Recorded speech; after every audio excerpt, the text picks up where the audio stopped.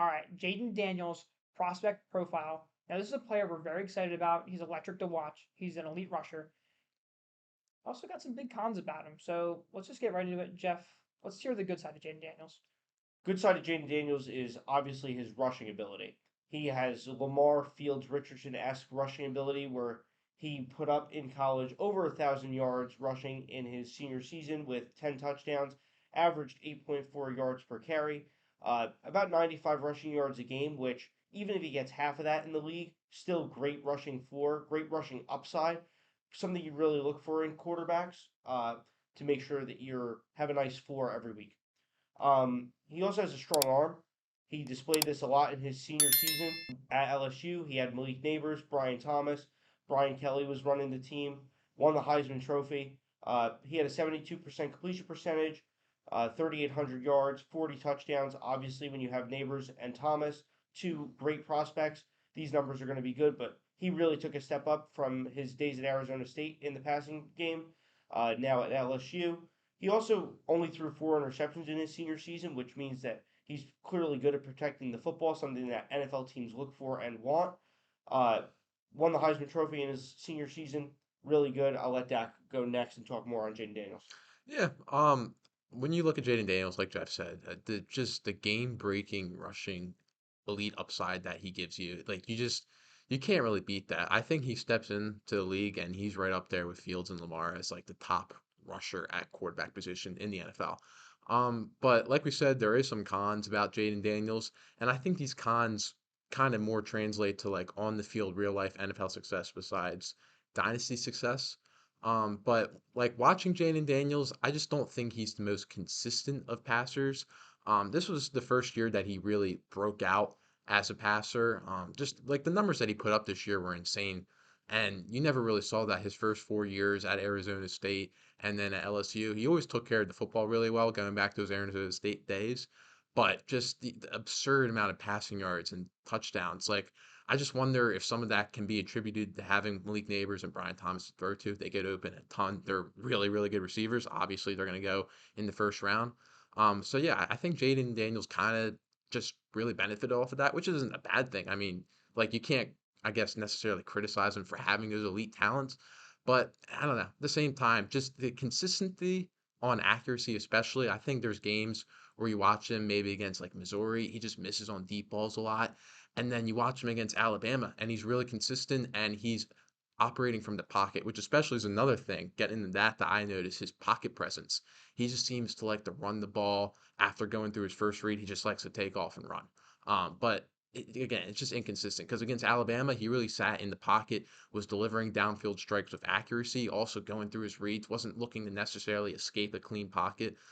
Just trying to distribute the football like a quarterback. And then other times he's just looking to run the ball and then he'll get hit because he does not like to slide.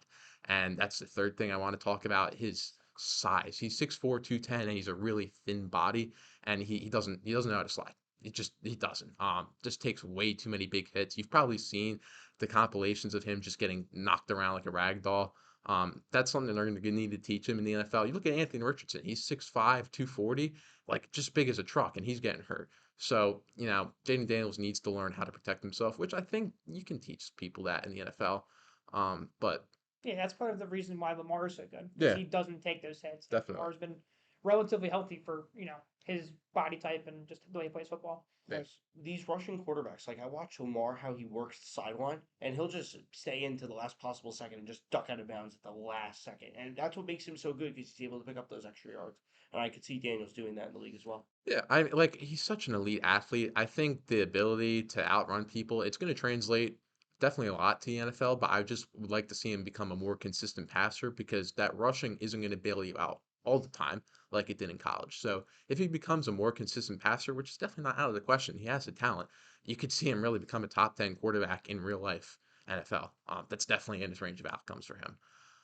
But we're going to talk more about like landing spots, trade value, that kind of thing. Dalton, you have any comments on that? Yeah, so when we're looking at different mock drafts and projections, betting odds and whatnot, we're getting the feel that Jayden Daniels is probably going to go within the top 8.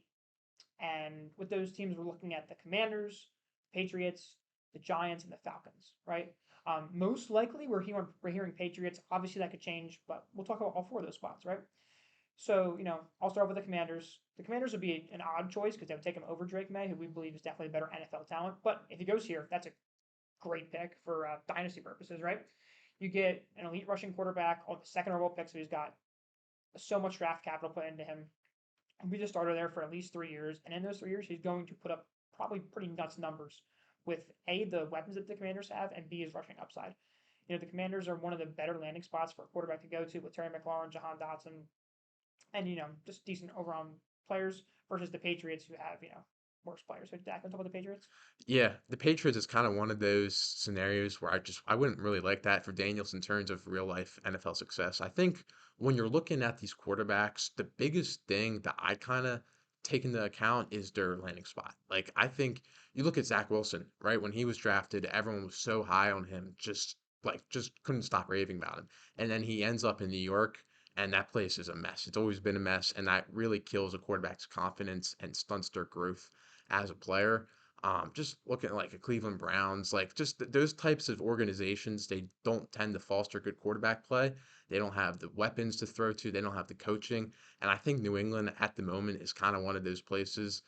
They just brought in Alex Van Pelt from Cleveland, who was presiding over that Cleveland offense. Joe Flacco had that run at the end. I don't really think you can contribute that to Alex Van Pelt. I'm more looking at like how Deshaun Watson played this year and last year just wasn't good. So I don't have the most faith in Alex Van Pelt. And then also looking at their weapons, like they got Demario Douglas and Zeke Elliott, like Hunter Henry is still there. Maybe like it's just it's bad. It's really bad. But he might just take off and run all the time because he won't have anyone to throw to. Kind of looking like Justin Fields, right? Justin Fields had 3 years there, never really had great weapons around him, and he took matters into his own hands starting that second year, and he just ran, and he was what, a top five quarterback because of that. Yeah, his So numbers were ridiculous. yeah, I mean, in terms of real life, Jayden Daniels to New England is pretty bad, but in Dynasty, like, it's not the worst, just considering how well he can run the football, right? Yeah. Yeah. No matter where he goes, he's going to produce good fantasy numbers, most likely. Yeah. He's going to have to run the football in this next spot as well. The Giants, the only thing that really attracts me for Jayden Daniels to the Giants would be Dable. Because if the Giants take a quarterback in the first round, they're most likely not getting a first round wide receiver. They're not getting Neighbors or anybody that's talked about. If they get Daniels, it's Daniels. And what do they have there? Wandale Robinson, Slayton, Barkley's not even on the team. He could leave in free agency. Isaiah Hodgins is there. Waller's getting old. Like, it is not pass catchers galore there that Daniels is going to walk into. He's going to have to make the offense for himself. They let Daniel Jones run the ball a ton. Daniels is going to have to run the ball double that, and in order for that offense to run, I do like Dable to get a lot out of his players. He does that, so Daniels will produce fantasy points with the Giants, but until they get some bona fide pass catchers in there, his upside is limited. But he'll obviously be running the football just like Dak said. Fields his first couple of years when he just took matters into his own hands. It would be a lot of the same out of Jayden Daniels if he were to end up in New York with the Giants.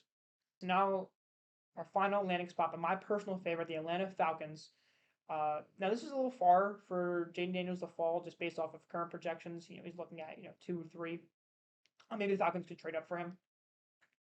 But the Falcons are still my favorite because A, it's still getting that high draft capital that we want out of a quarterback, and he has the best weapons and the best O line out of all these teams. Significantly the best O line, might I add.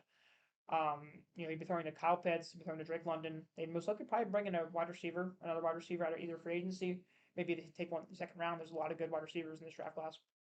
To be excited about. Also, the added ability of having Bijan Robinson to run next to him is insane to think about. Think about Jonathan Taylor, Anthony Richardson combo that we're going to see next year. Kind of the same type of plays where they can be a hyper efficient rushing offense, which is really exciting to see.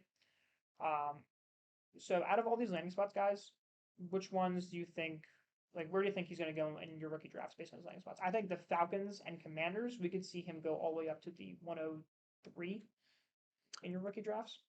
Yeah, I'm thinking 103. I mean, it all depends on the context, which we like to stress all the time, the context of your Mm-hmm. league.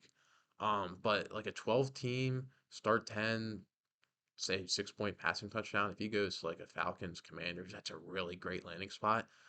Richardson went 102 by the end in a lot of rookie drafts last year. Could you see him jump Marv? It depends I on think it where could. Marv goes as well. Like, but if let's say Marv goes to like the Giants at 6, that which probably won't happen. Or actually, no, Let's say like Patriots at Patriots at 3. Yeah, Patriots. Patriots at 3. And then if Marv Daniels goes, is 2. right, if Daniels goes to the Commanders, like there will be people taking Jayden Daniels at the 102, and can you really fault them? Like we've talked about, yeah, exactly. We've talked about his rushing upside. Like that kind of scenario, I could definitely see that happening. But there's also a spot like the Giants. Like, what happens if he goes there? Do you think? Giants at 106 in an actual draft. He still has the good draft capital that we look for, but like the weapons are not good. It's again context of the league. If it's a 6 point and Drake May goes number 2 to the Commanders, I'm probably taking May over him as far as quarterback goes. Not even talking about Mars and Neighbors and whatever. Uh, but he could fall 104, 105. I doubt he gets to the 105. That seems a bit extreme, but probably 104 if he goes to the Giants in that spot. Yeah, I don't think he could fall too much. I think the biggest thing that can happen would be May jumping him, and then maybe Neighbors if Neighbors ends up in a really good spot. But we'd have to see where they go. Yeah, all context too as well. 10 Yeah, team like Neighbors might even have a leg up in other scenarios, but 10 team Neighbors might just be better in general. yeah, He's really good. Yeah, it's really good. Yeah, I mean, talking about the Giants, the rushing upside is just so good. I could see maybe Daniels just going over May regardless in a 4 point. I think it is different when you're talking about a 6 point passing touchdown. Then Daniels, like the Giants' theoretical landing spot does come into effect. I think in a 4 point passing touchdown, I'm taking Daniels regardless of landing spot over May. But yeah, like we said, I think it changes 6 point passing touchdown. yeah, I agree. Comes a lot closer. Yeah. All right. Well, thanks for watching. I hope you enjoyed the video. Make sure to like and subscribe, and we will see you next time.